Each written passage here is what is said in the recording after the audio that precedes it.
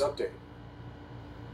Well, what a moving statement from Princess Catherine here. I mean, we were very moved in March the 22nd, when she came on air and she told us that she was suffering from cancer, which was a great shock, I think, people all around the world. And now here she is telling us in these very honest terms about her recovery, good days and bad days. She's not out of the woods yet. And this really, I think, this beautiful photograph of her, this wonderful photograph on the Windsor estate with one of their fabulous old trees. And I think that that's, you know, we've had all these conversations about royal photographs. This is a really beautiful portrait that I think shows a woman who is looking well, but also, as she says, going through a lot. And I think most of all, it's really wonderful news that we're going to see her tomorrow when the King's Trooping the Colour, his birthday parade. It's not his birthday till November, but the King gets 2 birthdays. It's a very strange custom. So we're going to see her in this parade, because I think many of us thought we weren't going to see her for a long time. So people will be thrilled to see her. And, you know, obviously she's going through a lot, but she's really fighting through it.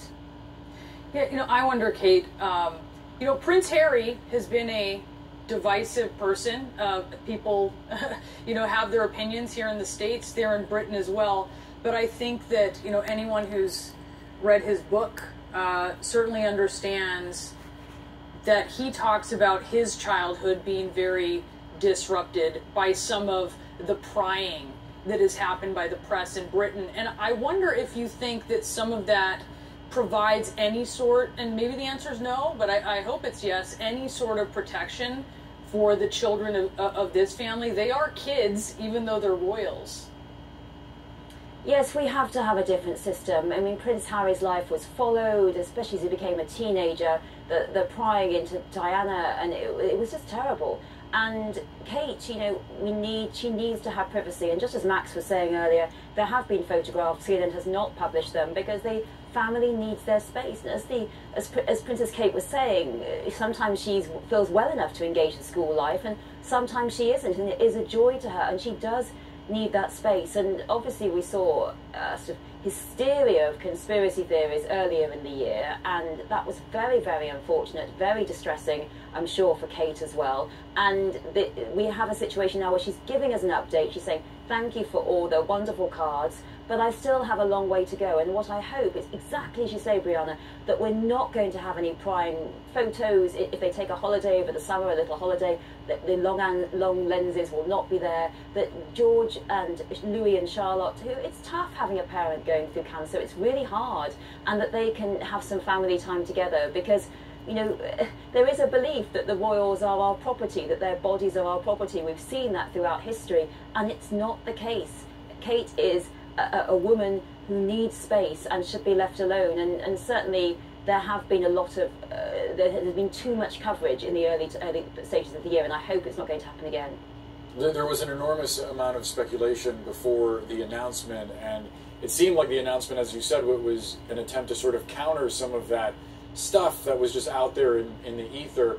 Would you ever expect the palace to be more open about her diagnosis? I do think that maybe a few years down the line, Kate may talk further about what kind of cancer it is she may have. It is her private business. We don't ever have to know, and she's told us a lot.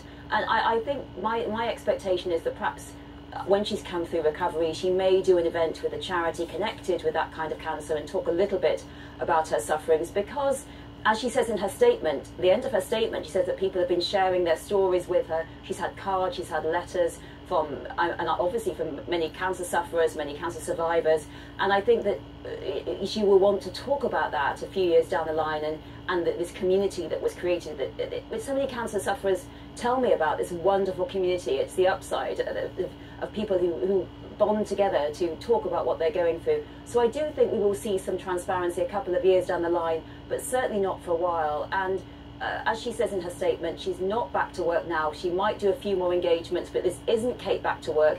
We probably won't see her going back to work, maybe in a full-time sense, maybe in autumn, or maybe not until the beginning of next year. She's got, as she says, a lot of treatment to go through.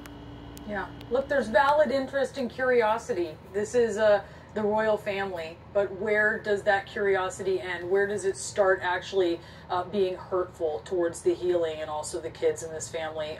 Kate, thank you so much for talking with us. Let's go back down to